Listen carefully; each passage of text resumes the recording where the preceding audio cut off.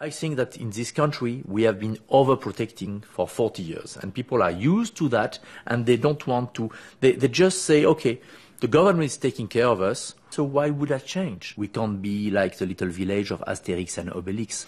It's finished. Je suis pas pour que la France soit le petit village gaulois qui résiste. Moi, je suis un internationaliste. Pour moi, le socialisme, il est sans frontières. Leclerc. C'est Uderzo, parce qu'il a fait croire qu'il y a un village gaulois qui a résisté aux Romains. En fait, la mondialisation est passée avec les Romains. Il n'y a pas eu de village gaulois qui a résisté. Astérix n'existe pas. Eh bien, aujourd'hui, il faut accepter que la mondialisation, elle va se faire avec ou sans nous.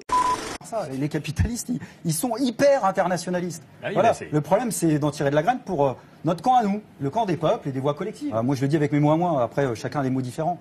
Mais l'idée que la seule patrie qu'on reconnaisse, c'est celle de l'humanité. Et moi, ça me parle.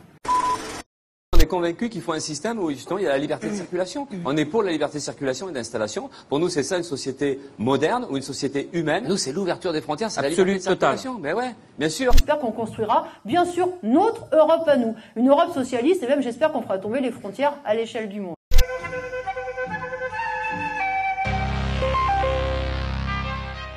« 1992, le Grand Marché. La disparition des frontières internes entre les 12. Cette perspective provoque dans les milieux économiques une soif d'information sans précédent.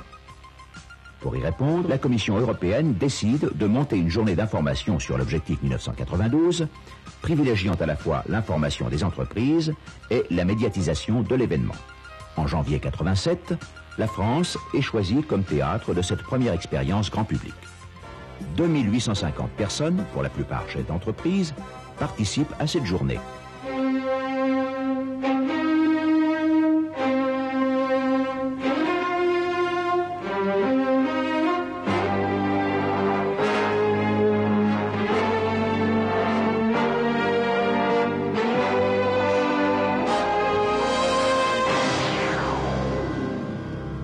J'ai proposé que l'on supprime d'ici 1992 tous les obstacles à la libre circulation des personnes, des biens, des services et des capitaux.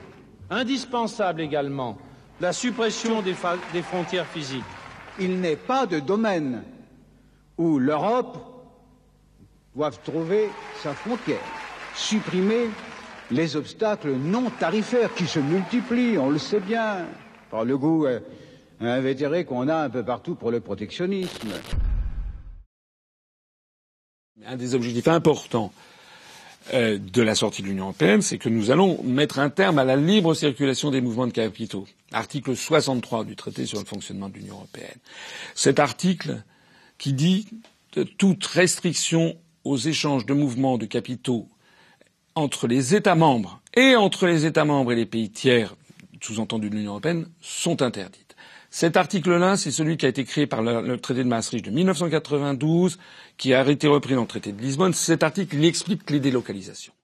Que l'on supprime d'ici 1992 tous les obstacles à la libre circulation des personnes, des biens, des services et des capitaux. Autrement dit, les 4 libertés prévues dans le traité de Rome. Enfin, l'achèvement de la libération des mouvements de capitaux. En 1986-87, une étape importante a été franchie. Elle concernait les opérations financières. Reste maintenant à organiser la phase finale de cette libération qui portera sur les transactions monétaires. Les entreprises pourront ouvrir un compte, effectuer leurs opérations dans les devises et les pays qui correspondent à leurs besoins. Voilà. Avant, sous Vincent Auriol, sous René Coty, sous Charles de Gaulle, sous Georges Pompidou, sous Valéry Giscard d'Estaing et sous François Mitterrand jusqu'en 92, il n'y avait pas de délocalisation. Voilà. Ce qui a permis les délocalisations, c'est cet article-là. C'est pour ça que Montebourg, il vous dira, oui, Made in France et ci et ça, ou Monsieur Mélenchon, on leur dit, et l'article 63. Alors à ce moment-là, ils disent, mais on va piétiner les traités. Mais on ne peut pas piétiner les traités parce qu'il y a la Cour de justice de l'Union européenne, ce dont ils ne parlent jamais. Parce qu'il y a un organisme qui est chargé de faire respecter les traités par les pays. Donc votre question qui me dit, l'évasion des capitaux, nous rétablirons le plus vite possible les contrôles des mouvements de capitaux.